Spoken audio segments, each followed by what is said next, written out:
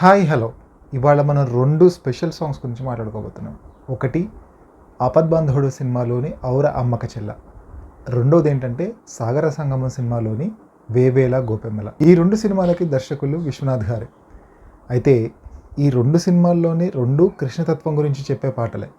అయితే ఒకటేమో పూర్తిగా రొమాన్స్, అంటే ఆ శృంగార కోణంలో ఉండే చిలిపితనము ప్లస్ అన్నీ కలిపి ఉండి వేటూరు గారు రాస్తే, ఇంకోటేమో సిరివెన్నెల గారు పూర్తిగా కృష్ణతత్వం గురించి రాశారనమాట. 'ఆపద్బాంధవుడు' సినిమాలోని పాట మొత్తం కృష్ణతత్వం గురించి ఉంటే, 'వేవేల గోపెమ్మల' పాట కాస్తంత చిలిపితనంతో కూడినట్టుగా ఉంటుంది.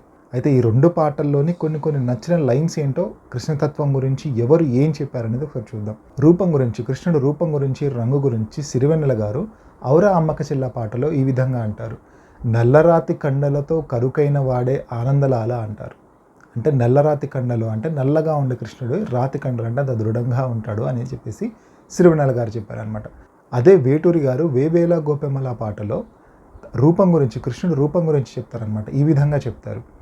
మన్ను తిన్న చిన్నవాడే మిన్ను కన్న వన్నెకాడే అంటారు. అంటే మిన్ను అంటే ఆకాశం. ఆకాశం ఎలా ఉంటుంది? నీలంగా ఉంటుంది. అంటే ఆ నీలం కన్నా ఇంకా అందంగా, అంటే ఆకాశం కన్నా అందమైన వాడు అనే రూపం గురించి వేటూరి గారు ఇలా చెప్పారనమాట.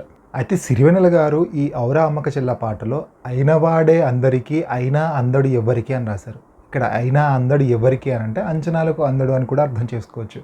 అదే వేటూరి గారు 'వేవేల గోపెమ్మల' పాటలో ఇక్కడ ఒక చిన్న పొల్లు మార్చేసి తన మార్కుని చూపించారు వేటూరి. కన్నెతోడు ఉన్నవాడే కన్నతోడు లేనివాడే.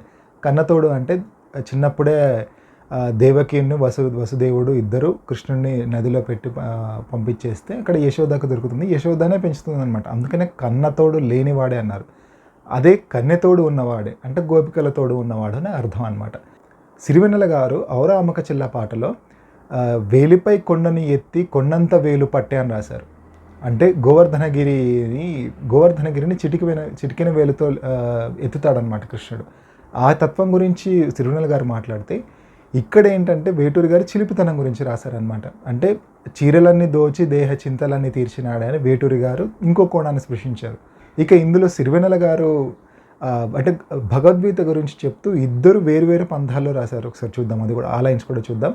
ఇందులో సిరివెన్నెల గారు ఏం రాశారంటే, జాన పదాలతో జ్ఞానగీతి పలుకున్నట్టే ఆనందలీల అంటారు. అంటే జాన పదాలు అంటే ఇక్కడ అంటే ఏంటంటే తెలివైన ఒక అందమైన పదాలను కూడా అర్థం చేసుకోవచ్చు. జాన పదాలు అంటే జనాలకు అర్థమయ్యే పదాల్లోనే చెప్పి జ్ఞానగీతి పలుకున్నట్టే, అంటే జ్ఞానగీతిని పలికించాడు కృష్ణుడు అని చెప్పేసి సిరివెన్నెల గారు రాశారు.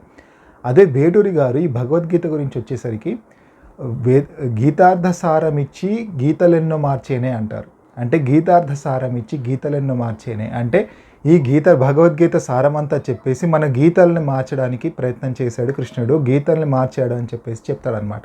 సో ఇద్దరు ఇలా, అంటే కృష్ణుడి గురించే ఇద్దరు చెప్పారు, కానీ సందర్భాలు వేరు. కానీ ఎవరికి వారే ఒక ప్రత్యేకమైన పంథాలో చెప్తూనే ఈ పదాన్ని తీసి ఇక్కడ వేరే పదం పెట్టలేము అన్నంత అద్భుతంగా రాశారు. ఇద్దరే అని నేను అంటాను. ఇలాంటి పాటల గురించి ముందు వీడియోలో మనం ఇంకా డిస్కస్ చేద్దాం. అంతవరకు మీరు చేయాల్సిన పని ఏంటంటే subscribe to random thoughts channel. Thank you.